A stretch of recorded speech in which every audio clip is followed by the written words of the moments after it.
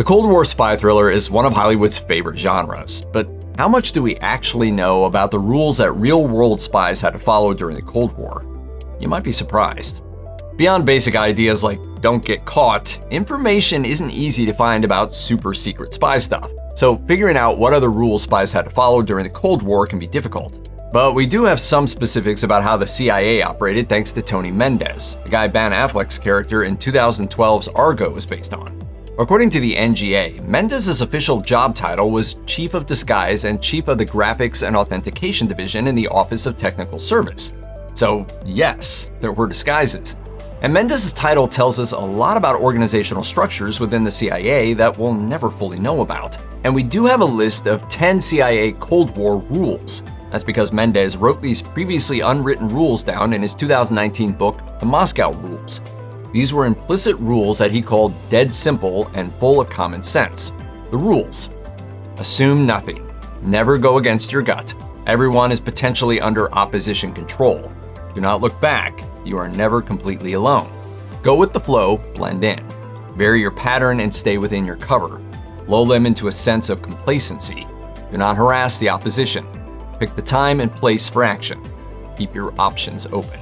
Bear in mind that even though Mendez's book is called The Moscow Rules, that's just a nifty SEO title. As the U.S. Chief Intelligence Gathering and Espionage Agency, the CIA conducted operations everywhere from East Germany to Cuba and Chile. If the CIA operated outwardly, engaging in espionage abroad during the Cold War, the FBI operated internally within the United States.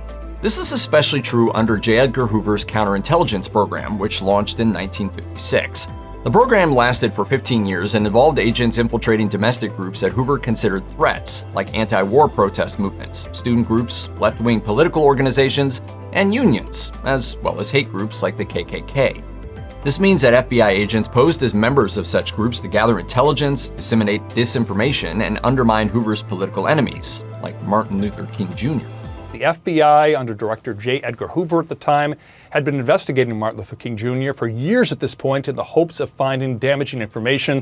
While the CIA's unwritten Moscow rules probably still apply to FBI agents, we don't have any specific rules issued by the FBI during the Cold War. But we do know that their code of conduct involved flaunting legalities. You know where this is going. U.S. agencies, including the FBI, employed at least 1,000 former Nazis who switched sides after World War II. And we're not talking about run-of-the-mill Nazis. According to the New York Times, the FBI recruited Nazis who they knew had committed war crimes, believing their usefulness against possible Soviet sympathizers outweighed questions of morality or justice. Along with the CIA, they continued to protect their former Nazi assets from arrest or prosecution into the 1980s and 90s. According to some sources, spies on both sides of the Cold War followed unwritten rules of etiquette. Ironically, this only came out in the press after those rules of etiquette were broken.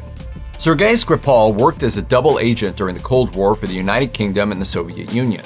In 2018, his daughter journeyed from Russia to visit him at his home in Salisbury, England. While she was there, the two were targeted for assassination using an incredibly powerful nerve agent. The pair survived, but not everyone was so lucky. A perfume bottle was later found with enough of the poison in it to potentially kill thousands of people. One woman died after handling it. Mark Galeotti, senior researcher at the Institute of International Relations in Prague, told The Guardian that such attacks would never have happened during the Cold War because, quote, there was an understanding about what was and what was not acceptable.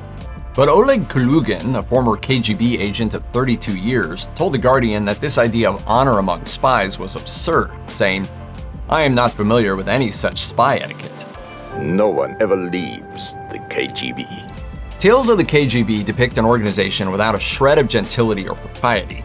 The organization was known by many different acronyms, the OGPU, GRU, NKVD, MVD, until it settled on KGB in 1954, and it was known for absolute ruthlessness.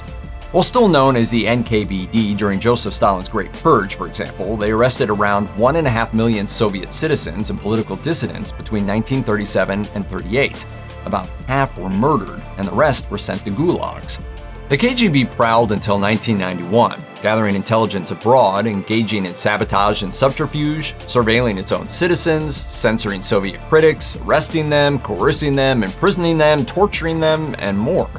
While the KGB's tactics were brutal and sound completely lawless, the organization itself adhered to an absolute strict hierarchy of power and positions.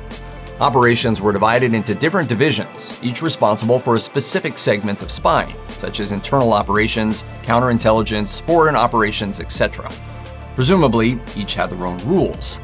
But ultimately, as Kalugin told The Guardian, the KGB only had one rule: to win at all costs. This included creating secret KGB poison laboratories that he suggests were never shut down. Even though the Cold War largely featured the United States versus the Soviet Union, plenty of other nations across the globe got roped into the conflict. NATO was formed in 1949 in part as a buffer against westward Soviet incursions. It incorporated a host of nations like the US, Canada, the UK, France, Italy, Norway, and many more. And even though the treaty said an armed attack against one or more shall be considered an attack against them all, each nation retained sovereignty over its affairs. They had their own espionage agencies with their own rules. Take the case of the United Kingdom, which by the 1970s found itself overwhelmed with Soviet spies at a ratio of 5 KGB spies in London to 1 SIS spy in Moscow. These KGB agents were allowed to go about their business mostly unchecked, thanks to what aspects of history calls political feebleness. The UK eventually kicked them out. They even informed the Russian Ministry of Foreign Affairs in Moscow of their intention to do so ahead of time. This might seem like a bizarre move for spies, but the UK abided by some of those same unwritten rules of spy etiquette, rules that everyone understands but never speaks, and most of which we'll never know.